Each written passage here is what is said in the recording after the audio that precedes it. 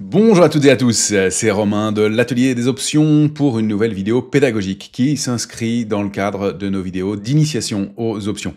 Un sujet important aujourd'hui, on va s'intéresser aux caractéristiques des options, les éléments nécessaires à comprendre, à regarder, à déterminer avant d'ouvrir ces contrats d'options.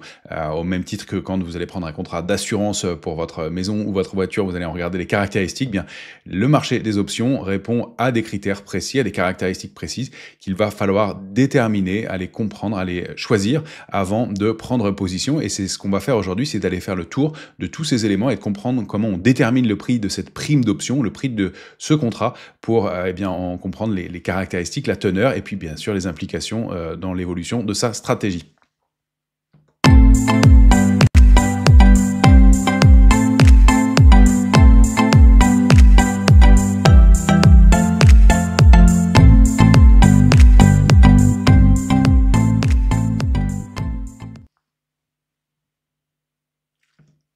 Alors, parmi les différentes caractéristiques des options, on va s'intéresser donc à ces paramètres techniques. Un contrat d'option, c'est un contrat listé qui répond à des critères précis. Pour qu'il fonctionne, il faut que ces critères soient bien déterminés.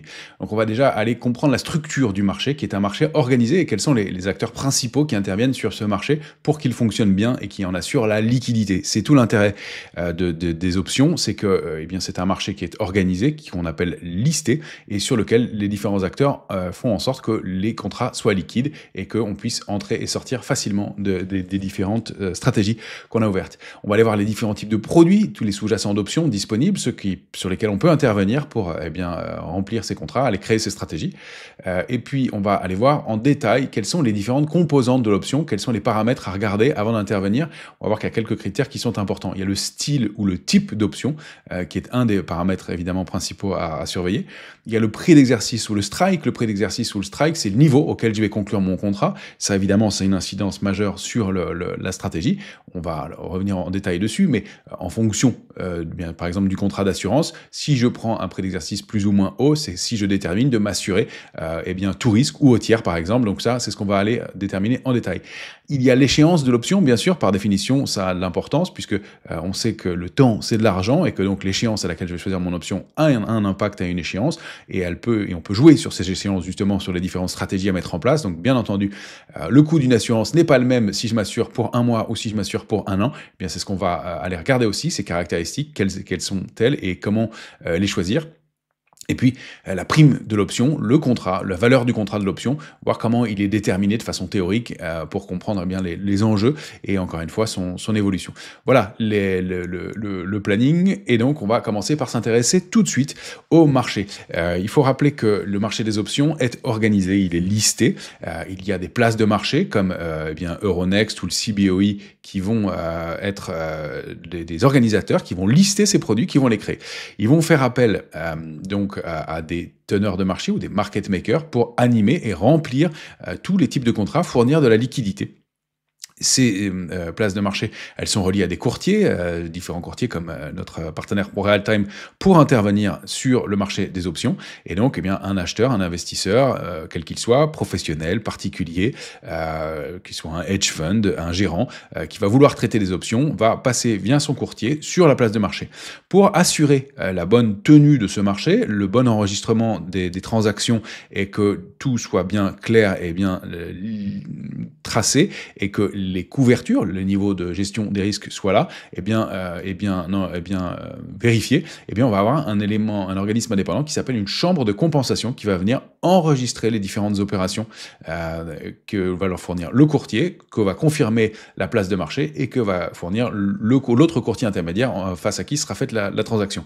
Donc on a un acheteur ou vendeur d'options d'un côté qui est ici, acheteur ou vendeur d'options qui est ici, acheteur ou vendeur en contrepartie qui passe par un courtier qui traite sur la place de marché, et en fin de journée ou en cours de séance, tout dépend du niveau de traitement, la chambre de compensation reçoit de chaque intermédiaire les informations pour les enregistrer et faire les appels de couverture, l'enregistrement des positions et vérifier que tout le monde est d'accord. Ça permet d'avoir des contrôles sur les positions, de voir si tout le monde répond bien à ces exigences de garantie, et puis d'enregistrer les transactions et de s'assurer qu'il n'y ait pas d'erreur, qu'on puisse bien vérifier que tout est bien en accord et que tel courtier a bien fait telle opération avec tel autre et qu'il n'y ait pas de problème là-dessus. C'est aussi un outil donc de contrôle de la bonne exécution des opérations.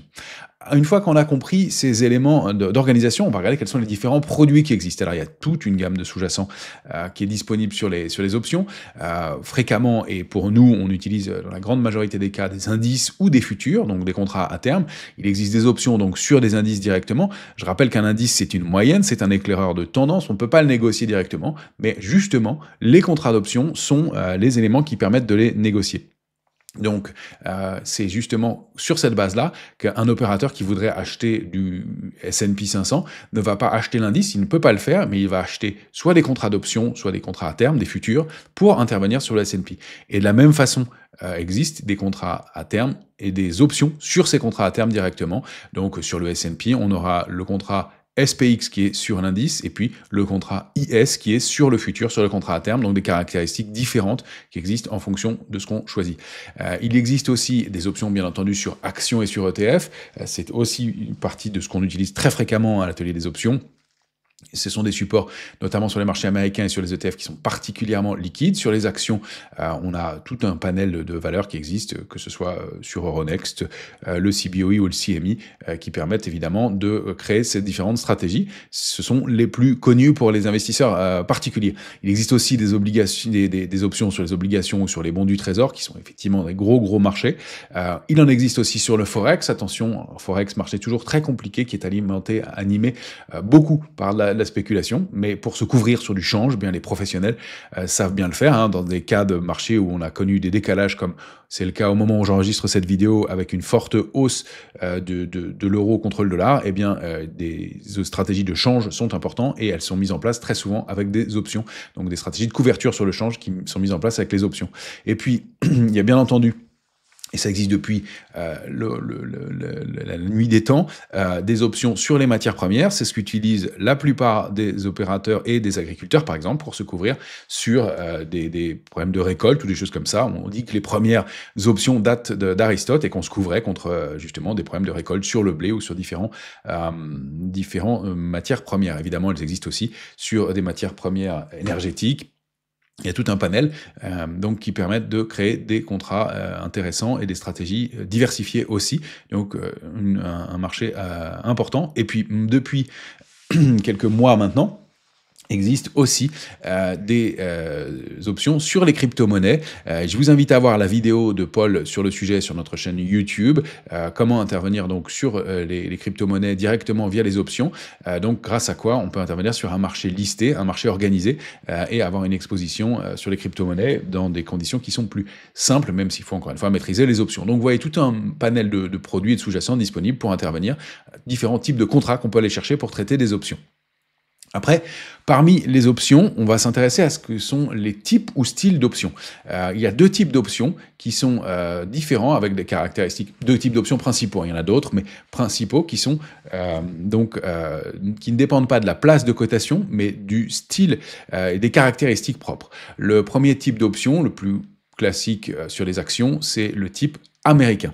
C'est-à-dire que ce sont des options qui sont exerçables à tout moment, tout au long de la vie de l'option. C'est-à-dire que dès que je suis dans la monnaie, on va aller voir ce que veut dire ce terme-là dans quelques instants, mais dès que mon option est exerçable, eh bien l'opérateur qui est en contrepartie, l'acheteur de l'option, peut décider de l'exercer à tout moment, jusqu'à la date de l'échéance de l'option. Alors, petit moyen mnémotechnique, pour s'en souvenir, option de type américain, ça commence par AM, comme à tout moment, AM à tout moment. Alors qu'on a aussi, et c'est un petit peu moins fréquent maintenant, mais des options de type européen. Alors, c'est le cas sur des indices, par exemple, type européen, c'est-à-dire qu'on ne peut exercer l'option qu'à l'échéance, et ça commence par un type européen, commence par un E comme à l'échéance, pour vous en souvenir plus facilement. Donc, pensez à bien regarder les caractéristiques de l'option. Donc, il peut y avoir des options de type américain et de type européen sur les mêmes sous-jacents. Ça n'est pas la place de cotation, j'insiste beaucoup là-dessus. C'est souvent une erreur, une confusion qu'on fait au départ. Ce sont les caractéristiques qui sont propres à l'option, type américain, type européen. Donc, pensez bien à les distinguer. Ces options-là, on ne peut l'exercer que les exercer qu'au moment de l'échéance. Il existe d'autres types d'options plus exotiques, des options à barrière, des options à panier, des options capées, des options asiatiques, des options binaires. Ce sera des options que vous rencontrerez moins facilement, moins couramment, mais on pourrait les signaler ici. Donc attention, type américain, type européen, pensez bien à regarder les caractéristiques de l'option. Encore une fois, on peut avoir des options de type américain sur Air Liquide ou Saint-Gobain en France. Ce n'est pas la place de cotation, ce sont les caractéristiques. Et on va aller détailler justement les différentes caractéristitique des options. Quand vous choisissez une option, vous allez choisir un prix d'exercice ou ce qu'on appelle un strike. C'est le même terme. On prend souvent des termes américains puisque c'est un marché très important aux États-Unis et beaucoup de termes et beaucoup d'anglicismes, donc apprenez à les enregistrer dès le départ. Vous ouvrez cette chaîne d'options, là on est sur l'outil ProOption Trader, la version 13 de ProRealTime. Et quand on ouvre une chaîne d'options, j'ai choisi l'indice S&P 500, on a au milieu les différents types de contrats disponibles, donc on va aller zoomer dessus dans un instant, mais il faut bien prendre en compte justement ces notions de quotité, ces notions de multiplicateur, de bien regarder quel type d'options on choisit. Là, sur le contrat SPX, le multiplicateur, c'est 100 $. Sur les options sur actions, très souvent, le multiplicateur va être de 100 actions sous-jacentes pour un contrat d'options traité. Donc pensez bien à regarder cette notion de quotité. Sachez qu'il existe aussi des options de quotité 10 lancées par Euronext récemment sur quelques actions françaises. Ça permet d'avoir une exposition moins importante. Donc quand j'achète ou quand je vends un contrat d'option, je regarde toujours ce multiplicateur sur lequel j'ai zoomé, qui est disponible pour vous en haut à droite de l'écran, et qui vous permet donc de déterminer le multiplicateur, donc mon niveau d'exposition. On peut choisir aussi différentes expirations, différentes échéances, on va aller voir ça dans quelques instants. Alors, j'ai zoomé sur cette chaîne d'options avec les différents prix d'exercice ou strike. Les prix d'exercice ou les strikes, c'est les niveaux auxquels je vais réaliser mon contrat. Là, on voit qu'au moment où j'ai fait cette copie d'écran, l'indice S&P 500 vont environ 6845 points, et que donc c'est l'option qui est le plus proche des cours actuels du S&P, c'est 6845. C'est ce qu'on appelle une option à la monnaie. On va zoomer là-dessus dans un instant. Et vous voyez que je peux réaliser des contrats à différents prix. Alors là, j'ai zoomé pour que ce soit bien lisible à l'écran, mais on peut faire des contrats avec des prix bien plus bas et des contrats avec des prix bien plus hauts, si on le souhaite, sur les différents sous-jacents qu'on va choisir. On peut le voir ici en choisissant sur cet écran ici le nombre de prix d'exercice affichés, strike, et là en l'occurrence on en avait une vingtaine affichés ici. Donc pensez bien à déterminer les différents types de contrats. Évidemment, on va voir que selon le niveau auquel je décide de faire mon contrat, eh bien je ne vais pas avoir la même exposition au marché. Donc prix d'exercice ou strike. Des critères extrêmement importants que vous allez nous entendre utiliser très souvent, c'est OTM, ATM ou ITM. Trois éléments importants, out of the money, at the money or in the money. Qu'est-ce que ça veut dire? Eh bien, c'est tout simplement pour les calls, donc les options d'achat, pour les calls, toutes les options qui sont sous la monnaie, c'est-à-dire sous 6845 dans mon exemple, eh bien des options qui sont à ce moment-là dans la monnaie. Très clairement, ça signifie que si j'achète un call de prix d'exercice 6800 et que mon sous-jacent vaut 6845, je suis déjà dans la monnaie de 45 points. Donc tout simplement, c'est cette notion-là. Et ça a une incidence évidemment sur le delta. Je vous invite à voir notre vidéo sur les différents grecs qui vont vous permettre de comprendre l'incidence et la vitesse de déplacement des options après à la monnaie. C'est l'option qui est le plus proche du cours actuel du sous-jacent. On dit dans ces cas-là at the money. Donc vous avez ITM, quand on est dans la monnaie, à la monnaie, et puis évidemment, vous l'avez compris, hors de la monnaie, quand les prix d'exercice sont supérieurs au cours actuel du sous-jacent, donc tout ce qui est au-dessus de la monnaie, et qui est en ces cas-là, donc out of the money, OTM. Donc ITM, ATM, OTM. Pour les puts, c'est évidemment l'inverse. Les options hors de la monnaie sont celles qui sont sous le cours actuel du sous-jacent. À la monnaie, bien entendu, c'est la même façon que sur les calls, c'est le plus proche du cours actuel du sous-jacent, et puis dans la monnaie, ce sont les options qui sont un prix d'exercice supérieur au cours actuel du sous-jacent. Donc ça, très important, OTM, ATM, ITM, c'est des mécanismes qui vont avoir un impact sur la vitesse d'évolution de la prime et sur le taux de réussite potentiel de ma stratégie, bien entendu, donc sur lesquels on va travailler fréquemment, donc gardez bien ça en mémoire, critère extrêmement important. Parmi les autres composantes, il y a cette fameuse notion d'échéance. Alors tout le monde connaît cette fameuse échéance mensuelle, c'est la plus classique, la plus traitée, qui a lieu le 3e vendredi du mois, sur laquelle la plupart des contrats contrats sont échangés. Ceci dit, des options d'expiration plus courtes, on va le voir dans un instant, on commence à avoir enregistrer beaucoup de volume aussi. Vous avez, et je fais une petite parenthèse ici, en tête cette notion de sorcière. Vous vous souvenez qu'on parle souvent de 3 ou 4 sorcières.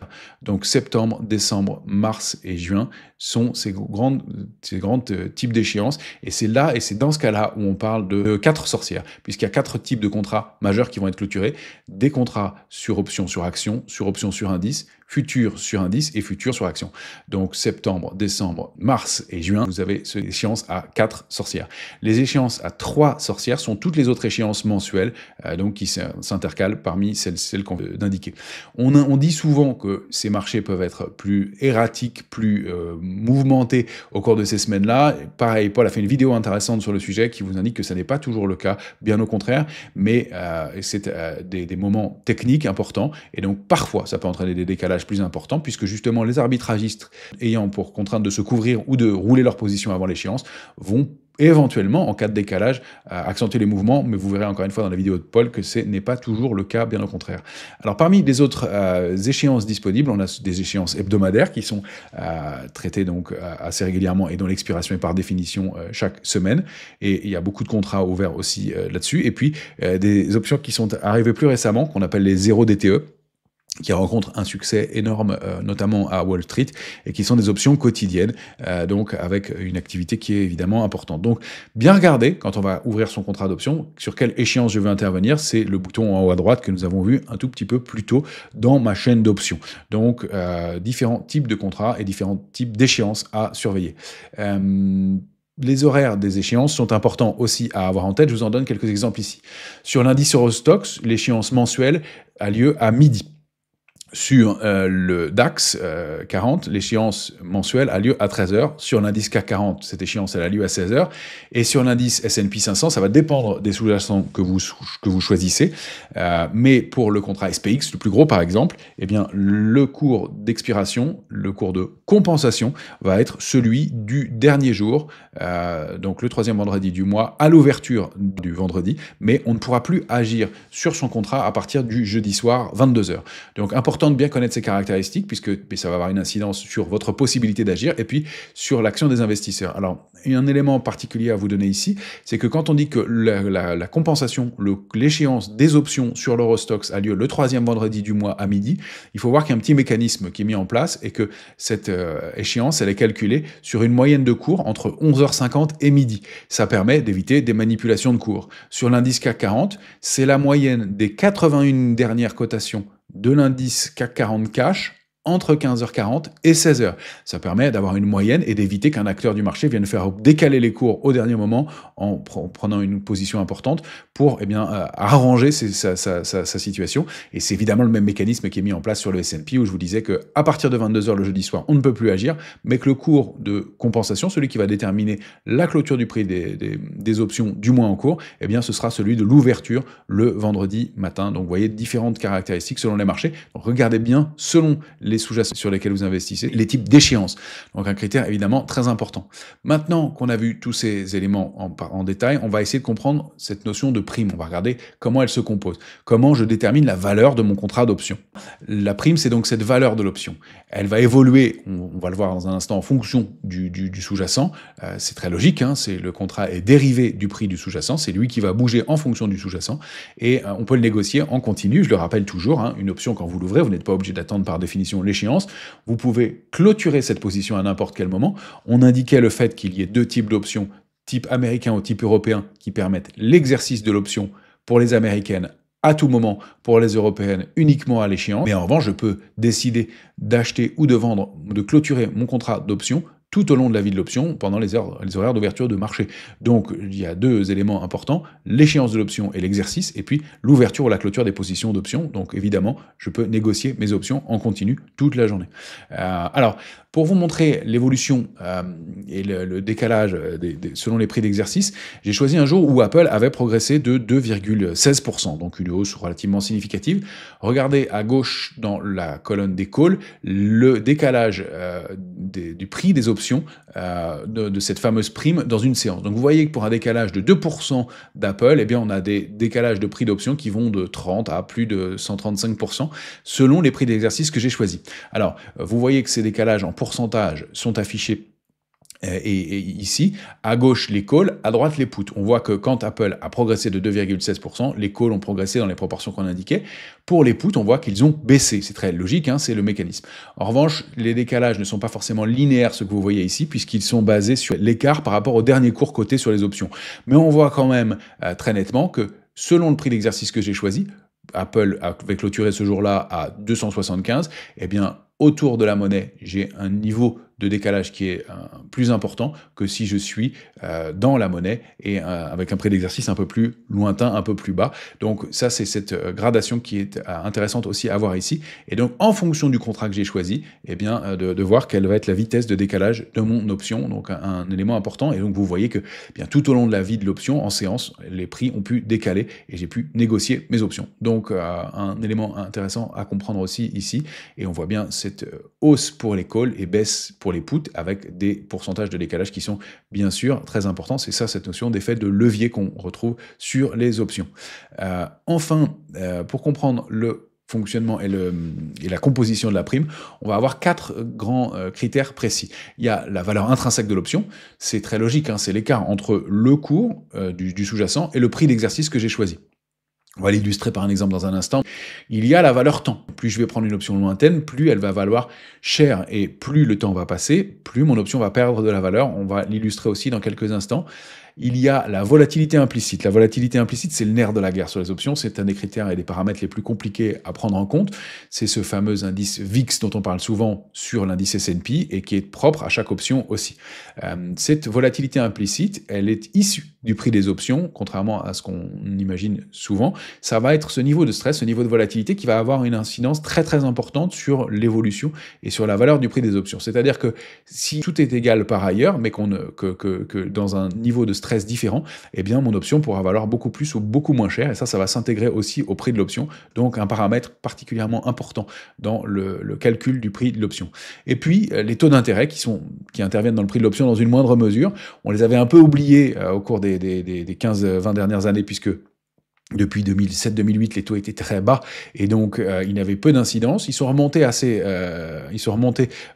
donc depuis 3 ou 4 ans maintenant au moment où j'enregistre cette vidéo, donc depuis 2022-2023. Et ils ont à nouveau une incidence sur le prix des options qui est important dans une moindre mesure.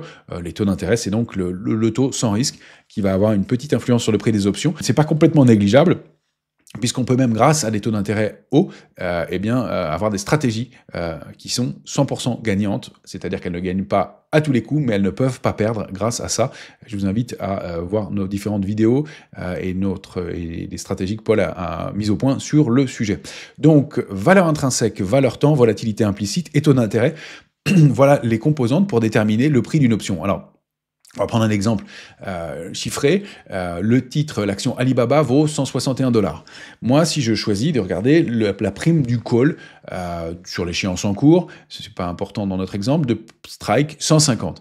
Bien, je vois que cette option, elle vaut 12,03 €. Donc, comment je calcule ma valeur intrinsèque? C'est très simple, c'est l'écart entre le prix d'exercice et le cours du sous-jacent au moment où je regarde mon option. Donc je soustrais le strike au cours du sous-jacent et j'obtiens une valeur intrinsèque de 11. C'est assez logique, on l'a évoqué un peu plus tôt. Si en revanche j'avais choisi un call de strike 170, eh bien je n'aurais pas de valeur intrinsèque puisque je suis au-dessus du cours du sous-jacent. Donc valeur intrinsèque, le cours du sous-jacent moins le prix d'exercice que j'ai choisi, ça c'est très logique. Ensuite, quel est l'écart que j'ai entre mon prix d'option que je trouve à 12,03 et ma valeur intrinsèque? Où est-ce que je retrouve ces 1,03 € d'écart? Eh bien, c'est justement la valeur temps, la volatilité implicite et les taux d'intérêt qui vont justifier, qui vont expliquer cet écart sur les options. Donc, pour une prime qui est à 12,03, une valeur intrinsèque à 11, eh bien mon écart de 1,03 est justifié par ces 3 paramètres, valeur temps, volatilité implicite et taux d'intérêt qui vont évoluer en fonction de la vie de l'option. Voilà donc les éléments qui permettent de composer, de déterminer le prix d'une option. Élément important sur lequel je voulais revenir, c'est cette notion de valeur temps.